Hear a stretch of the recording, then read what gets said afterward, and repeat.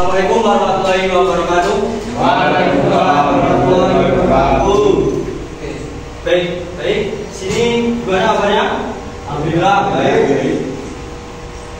Untuk yang sini berangkat semua apa ada yang tidak berangkat?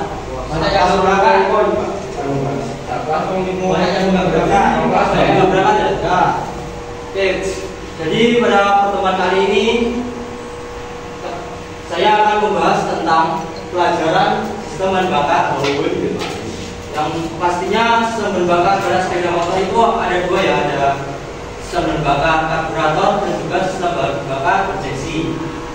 Dan kali ini yang saya akan bahas yaitu tentang sistem bahan bakar karburator. Selanjutnya itu, nah di sini ada gambar secara garis besar sistem bahan bakar itu yang menggunakan karburator itu seperti gambar ya. Di gambar di atas ya, ada yang pertama itu ada tangki bahan bakar, kemudian ada saringan bahan bakar atau filter bahan bakar, kemudian ada keran bahan bakar, ada selang bahan bakar, dan juga penyaring udara atau filter udara. Yang terakhir ada karburator itu sendiri. Jadi dari masing-masing komponen tersebut mempunyai fungsinya masing-masing. Yang pertama, pada tangki bahan bakar itu fungsinya untuk menampung bahan bakar.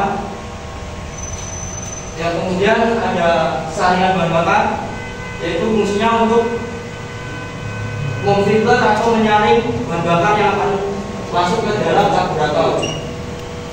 Kemudian ada keran itu untuk membuka dan menutup aliran bahan bakar yang dari tangki menuju ke karburator. Fungsi yang selanjutnya itu adalah filter udara atau penyaring udara. Fungsinya untuk menyaring udara supaya udara yang masuk ke karburator itu tidak tercampur dengan kotoran atau debu. Yang selanjutnya itu karburator itu sendiri. Ya, karburator itu fungsinya untuk menyuplai bahan bakar, kemudian untuk mengatur suplai bahan bakar, mau itu sedikit atau banyak tergantung kebutuhan mesin. Yang selanjutnya, nah di sini fungsinya dari sistem bakar yang tadi itu, yang pertama sebagai penyuplai bahan bakar, yang kedua membersihkan bahan bakar dari kotoran, dan yang ketiga mengubah bahan bakar cair menjadi gas. Jadi sebelum bahan bakar itu masuk ke ruang pembakaran, ruang bahan bakar itu akan berubah. Yang semula itu cair, bensinnya itu kan cair menjadi gas atau butiran gas. Fungsi yang keempat yaitu mengatur supaya bahan bakar sesuai kebutuhan mesin. Yang dimaksud itu pada saat keadaan misalnya mesin baru menyala, mesti kan bahan bakar itu kan lebih sedikit daripada pada saat mesin pada kecepatan tinggi. Nah, jadi karburator ini fungsinya untuk mengatur supaya bahan bakar sesuai kebutuhan mesin. Nah, komponen-komponennya seperti yang ada pada gambar tadi, ada tangki, ada keran, dan ada saringan. Yang keempat ada selang, yang kelima ada saringan udara, dan yang keenam ada karburator itu sendiri.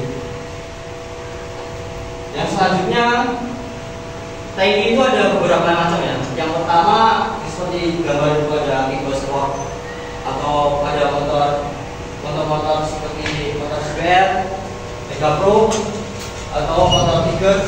Biasanya kan tangkinya seperti gambar. Nah, pada komponen-komponen tangki itu ada yang pertama ada tangki atau full filter cup. Yang kedua ada saringan bahan bakar. Yang ketiga ada keran. Dan yang keempat ada selang.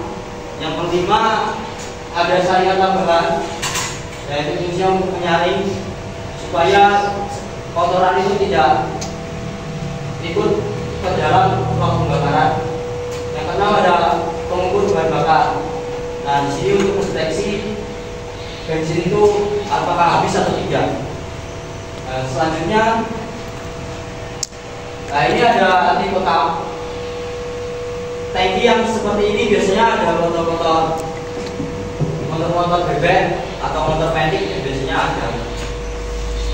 Untuk komponennya kurang lebih sama.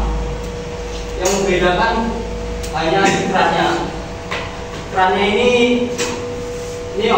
otomatis ya, auto pop full. Sedangkan kan itu tidak otomatis. Jadi kita harus memutar kerannya. Sedangkan yang ini otomatis menggunakan vakuuman.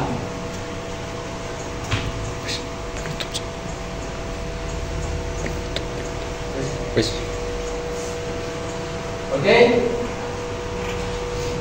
Jadi pembelajaran pada hari ini dapat disimpulkan yang pertama itu fungsinya sistem bakar ada untuk menyuplai bahan bakar dan kemudian untuk membersihkan bahan bakar dari kotoran dan juga mengatur suplai bahan bakar sesuai kebutuhan mesin. Dan juga ada komponen-komponen yang sudah saya sebutkan tadi, ada tangki, ada filter bahan bakar, ada keran bahan bakar, ada selang bahan bakar, ada filter udara atau penyaring udara, dan juga ada karburator itu sendiri. Mungkin ada yang ditanyakan? Tidak? Nah, mungkin pembelajaran pada hari ini cukup sekian. Kurang lebihnya saya mohon maaf. Wassalamualaikum warahmatullahi wabarakatuh. Waalaikumsalam.